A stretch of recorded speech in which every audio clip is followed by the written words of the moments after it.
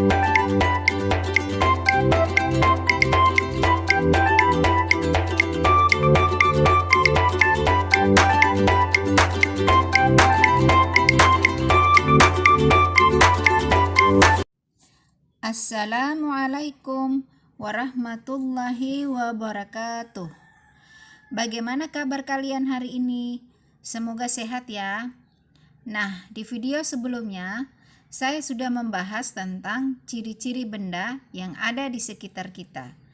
Baik itu benda mati maupun benda hidup atau makhluk hidup. Bagi yang belum belajar atau yang mereview ulang, bisa lihat di deskripsi ya. Oke, saya akan membahas tentang cara pengklasifikasian makhluk hidup. Baiklah, langsung kita mulai. Pernahkah kalian perhatikan buku-buku yang ada dalam perpustakaan? Tentu kalian akan melihat buku-buku yang tersusun rapi dan dikelompokkan berdasarkan jenisnya. Buku seperti novel, komik, majalah atau koran tidak akan tercampur dengan buku mata pelajaran.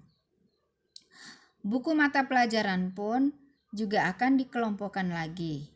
Buku IPA sendiri, buku pelajaran IPS sendiri, buku matematika sendiri, dan lain-lain. Nah, pengelompokan buku tadi tujuannya supaya kalian mudah menemukan buku-buku yang kalian inginkan. Sama seperti makhluk hidup.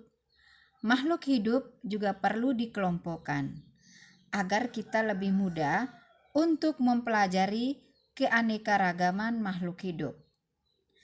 Pengelompokan makhluk hidup inilah yang dinamakan klasifikasi. Lalu, apa sih tujuannya? Tujuan pengklasifikasian makhluk hidup antara lain: 1. Mendeskripsikan ciri-ciri makhluk hidup sehingga mudah dikenali. 2. Mengelompokkan makhluk hidup berdasarkan ciri-ciri tertentu. 3. Mengetahui hubungan kekerabatan antar makhluk hidup. 4. Mengetahui evolusi makhluk hidup atas dasar kekerabatannya. Selanjutnya, kita akan bahas sistem klasifikasi makhluk hidup.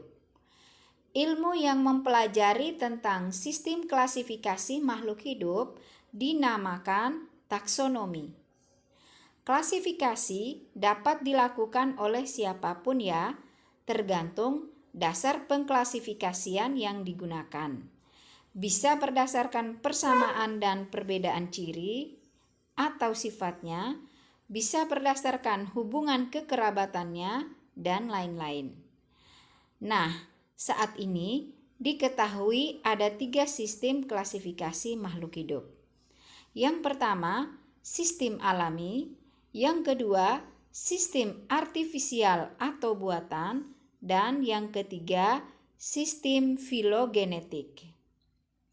Sistem alami itu merupakan sistem klasifikasi berdasarkan sifat morfologi atau bentuk fisiknya.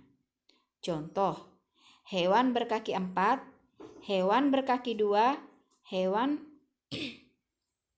bersayap, dan lain-lain. Sistem artifisial atau sistem buatan yaitu sistem klasifikasi yang dibuat untuk tujuan praktis. Misalkan, pengelompokan makhluk hidup berdasarkan kegunaannya. Contohnya, tanaman jahe dan ginseng itu dikelompokkan ke dalam tanaman obat, sedangkan tanaman mawar, bougainville, dan melati dikelompokkan ke dalam tanaman hias. Kemudian, sistem filogenetik merupakan sistem klasifikasi berdasarkan kekerabatan antar organisme. Dalam melakukan klasifikasi makhluk hidup, dikelompokkan dalam satu kategori tertentu secara bertingkat, yang disebut dengan takson. Semakin tinggi tingkat taksonnya, maka anggotanya semakin banyak. Namun, tingkat kekerabatannya akan semakin sedikit dan persamaan ciri-ciri yang dimiliki anggota-anggotanya juga akan semakin sedikit. Nah, ini ada tingkatan takson pada tumbuhan dan hewan.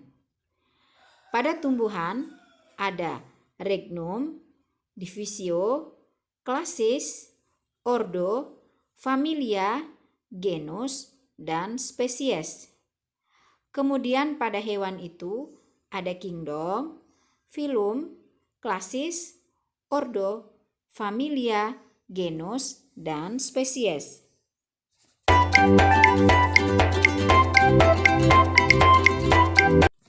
Selanjutnya, kita masuk ke aturan tata nama makhluk hidup. Biasanya, penyebutan nama makhluk ini bergantung pada daerahnya. Daerah yang satu dengan daerah yang lain bisa jadi penyebutan namanya berbeda. Untuk itulah disusun aturan pemberian nama ilmiah pada makhluk hidup yang berlaku secara internasional. Nah, aturan itu disebut dengan binomial nomenklatur. Bagaimana aturannya? Oke, yang pertama, terdiri dari dua kata.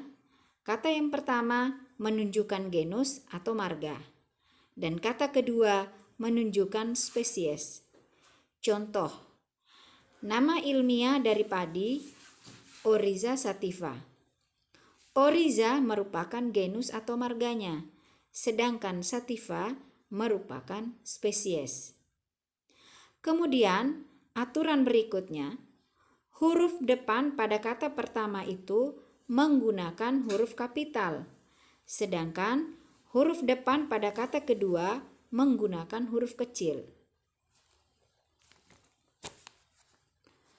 Untuk penulisannya, jika ditulis tangan, maka harus diberi garis bawah. Kemudian, jika diketik, harus dicetak miring atau cetak tebal.